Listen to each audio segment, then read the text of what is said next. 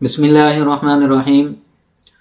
رمضان المبارک اپنی برکتوں اور رحمتوں کے ساتھ ہم سب پر سایہ فگن ہے۔ اللہ رب العزت سے دعا ہے کہ یہ ماہ مبارک ہمارے لیے حقیقتاً رحمت اور برکت کا باعث ثابت ہو اور باعث بنے۔ ہر رمضان کی طرح اس رمضان میں بھی کوئی نہ کوئی وسوسہ مسلمانوں کے دل میں ڈال دیا جاتا ہے، سادہ لوگ پریشان ہو جاتے ہیں۔ پہلے تو معاملہ صرف اتنا ہی تھا کہ تراویح 20 پڑھیں یا 8 پڑھیں، یہی سوالات آتے تھے۔ اب ایک نیا بکھیڑا شروع کر دیا گیا، اور وہ یہ کہ تراویح کی جماعت تو سرے سے ہے ہی نہیں، تراویح پڑھیں یا نہ پڑھیں کوئی پرواہ نہیں، یعنی اس کو نفل سے بھی کم کا درجہ دے دیا گیا کہ اگر پڑھ لیں گے تو ٹھیک ہے، نہیں پڑھیں گے تو کوئی بات نہیں۔ حالانکہ حضور علیہ الصلوۃ والسلام کے بعد سے لے کر خیر القرون کے دور سے لے کر آج تک اس امت میں کروڑوں اربوں انسان آئے، مسلمان آئے ہیں، اور یہ امت محمدیہ وہاں سے چلی یہاں تک پہنچی ہے۔ تو کیا ان سب میں مجموعی عقل معاذ اللہ ان کی اتنی نہیں تھی جتنی آج کے لوگوں کی ہے؟ کہ اس کے اوپر 2-4 علماء کی تصاویر لگا کر ایک ویڈیو بنا دی گئی، اور اس میں یہ ظاہر کرنے کی کوشش کی گئی کہ اس کے تو کوئی وجود ہی نہیں تراویح کی جماعت تو ہے ہی نہیں، اور یہ ثابت کرنا چاہا کہ تراویح پڑھیں نہ پڑھیں کوئی پرواہ نہیں۔ حالانکہ ان کی بات سیاق و سباق سے کاٹ کر لگائی گئی، اور ایسا نہیں ہے کہ تراویح کا کوئی وجود ہی نہ ہو۔ اور یہ میرا بیان ان حضرات کے لیے ہے جو تراویح کے متعلق وساوس میں مبتلا ہیں، کہ کہیں آپ کی نمازیں، یہ رمضان کا ایک ایک لمحہ، ایک ایک گھڑی، ایک ایک ساتھ ہمارے لیے قیمتی ہے، اتنی قیمتی کہ اگر آپ کو کوئی کروڑوں ڈالر دے رہا ہو اور ایک طرف رمضان کی ایک ساتھ آپ کو مل رہی ہو، تو ان ڈالروں کو آپ اپنے پاؤں سے ٹھکرا کر آپ رمضان کی ایک ساتھ کو قبول کریں۔ یہ اتنا برکتوں والا مہینہ اللہ نے ہمیں دیا، اور ہم اس میں فضول بحثوں میں پڑے ہوئے ہیں۔ صبح شام لوگوں کے فون آ رہے ہیں کہ تراویح اگر چھوڑ دیں، پہلے مسئلہ یہی ہوا کرتا تھا کہ پڑھیں 20 پڑھیں 8، اب کہتے ہیں کہ نہ پڑھیں تو کیا ہوگا۔ کتنی بدبختی ہے ان لوگوں کے لیے جو مسلمانوں کے دلوں میں وساوس پیدا کر رہے ہیں کہ یہ عبادت سے دور ہو جائیں۔ جتنی بھی عبادت کریں گے تو رمضان کا مہینہ ہے، ثواب کا مہینہ ہے، تو آپ ایسا کیوں چاہتے ہیں کہ لوگ اس سے پیچھے ہٹ دیں؟ پہلی بات۔ اور دوسری بات یہ کہ یہ طویل بحث ہے، اور میں کوشش کروں گا کہ مختصر وقت میں اس کو ختم کروں، لیکن یہ یاد رکھیے کہ رمضان میں جو تراویح ہے اس کے متعلق پہلی بات تو یہ کہ یہ ضروری ہے یا نہیں، دوسری یہ کہ رمضان میں جو تراویح ہے اس کی رکعت کتنی ہے، تیسری یہ کہ تہجد اور تراویح الگ نماز ہے یا ایک ہی ہے۔ یہ سارے مسائل انشاءاللہ اکٹھے بیان کروں گا، اور ہو سکتا ہے کہ یہ 2-3 پارٹس میں آپ کے سامنے یہ ویڈیوز میں کی شکل میں آئیں، چونکہ ایک ویڈیو طویل ہو جائے گی، اسی لیے مختصراً میں ان کو 2-3 ویڈیوز میں آپ تک پہنچانے کی کوشش کروں گا۔ پہلی بات، اللہ کے نبی علیہ الصلوۃ والسلام نے ارشاد فرمایا لولا ان اشق علی امتی لامرتہم بالسواک، کہ اگر مجھے اپنی امت پر مشقت کا خوف اور ڈرنا ہوتا تو میں حکم دیتا کہ مسواک ہر نماز سے پہلے کریں۔ اب دیکھیں کہ اللہ کے نبی کو مسواک مرغوب ہے، اللہ کے نبی کرنا چاہتے ہیں اور امت سے بھی کروانا چاہتے ہیں، لیکن امت کے لیے رحمت کا پہلو تلاش کیا کہ کہیں ان کے اوپر لازم نہ ہو جائے، ہر نماز سے پہلے ان کو مسواک نہ ملے تو یہ مشقت میں پڑیں گے، اس لیے فرمایا کہ میں اس کا حکم نہیں دے رہا، لیکن حضور کو مرغوب تھی۔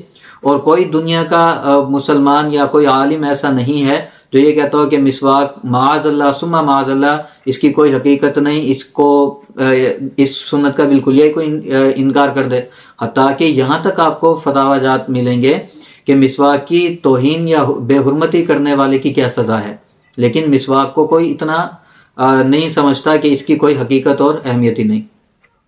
اسی طرح اللہ کے نبی علیہ الصلوۃ والسلام نے ارشاد فرمایا خیر القرون قرنی ثم الذین یلونہم ثم الذین یلونہم، سب سے بہترین زمانہ میرا زمانہ ہے، میرے بعد کا زمانہ، اور پھر اس کے بعد والا زمانہ، یعنی صحابہ کرام کا زمانہ اور صحابہ کرام کے بعد تابعین کا زمانہ۔ اللہ کے نبی علیہ الصلوۃ والسلام نے صحابہ کرام کے زمانے کو بہترین زمانہ قرار دیا ہے اپنے زمانے کے بعد۔ اب معاملہ یہ ہے کہ ہمیں تراویح میں اشکال ہوا کہ تراویح کی رکعت میں یا تراویح کی حقیقت میں کہ یہ لازم ہے یا نہیں۔ حضور علیہ الصلوۃ والسلام نے تو واقعتاً 3 دن اس کی جماعت کروائی اور اس کے بعد نہ کروائی، اس وجہ سے کہ کہیں میری امت کے اوپر لازم نہ ہو جائے۔ تو حضور رحمت کا پہلو تلاش کرتے ہیں، جیسے مسواک میں کیا کہ کہیں ان پر لازم نہ ہو جائے، یہ مشقت میں نہ پڑیں، ایسے ہی اس معاملے میں کیا کہ کہیں ان پر لازم نہ ہو جائے، یہ مشقت میں پڑ جائیں گے اور فرض کے درجے میں آ گئی تو پھر ہمارے لیے مسائل کھڑے ہو جائیں گے کہ کسی بھی مجبوری میں بھی ہم نہیں چھوڑ سکیں گے۔ اب یہ ہے نا کہ کوئی مجبوری ایسی ہے، شرعی عذر ہے، تو یہ اجازت دے دی جاتی ہے کہ آپ چھوڑ دیں، لیکن نماز کے متعلق کوئی ایسا نہیں کہتا ہے چونکہ وہ فرض ہے۔ تو فرض نماز کے متعلق فرض نماز کے جو مسائل سخت ہیں، تراویح کے بھی ایسے ہی ہوتے، اگر اللہ کے نبی اس کی جماعت کرواتے رہتے، پھر یہ مشقت میں پڑ جانا تو امت کا اللہ کے نبی نے آسانی رکھی۔ پھر حضور کے بعد صحابہ اکرام کا زمانہ آیا۔ اب صحابہ اکرام کے زمانے میں یہ تھا کہ اللہ کے نبی چاہتے تو یہ تھے کہ ہم تراویح پڑھیں، لیکن اس ڈر سے کہ کہیں لازم نہ ہو جائے۔ اب صحابہ اکرام کا زمانہ آیا تو یہ ڈر ختم ہو گیا، چونکہ اب معاملہ یہ تھا کہ وہی رک چکی ہے، اور اب جو کوئی بھی پڑھے گا یا جو کام بھی شروع ہوگا وہ شریعت کا حکم فرض کے درجے میں نہیں بنے گا۔ تو اسی لیے صحابہ اکرام کے زمانے میں اس کی ابتدا ہوئی باقاعدہ، جو جس شکل میں آج ہم پڑھتے ہیں اسی شکل میں۔ اس کے بعد اللہ کے نبی علیہ السلام کی ایک اور روایت ہے، علیکم بسنتی و سنت الخلفاء الراشدین المہدیین۔ یہ ان لوگوں کے لیے ہے جو یہ کہتے ہیں کہ جی یہ تو حضرت عمر نے شروع کی، حضور کی سنت نہیں، اور بعض بدبخت تو یہ کہہ دیتے ہیں کہ ہم نے حضرت عمر کا کلمہ نہیں پڑھا، ہم نے حضور کا پڑھا ہے۔ تو اب جب حضور نے 3 دن سے زیادہ جماعت نہیں کروائی تو ہم کیوں پڑھیں 3 دن سے زیادہ؟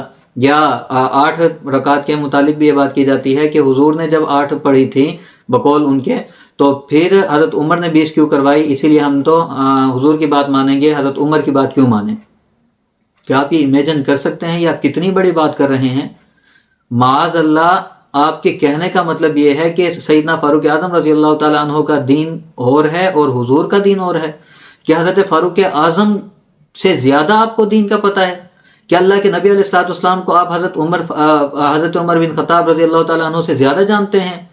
کیا آپ کے اندر حضرت عمر سے زیادہ تقویٰ ہے؟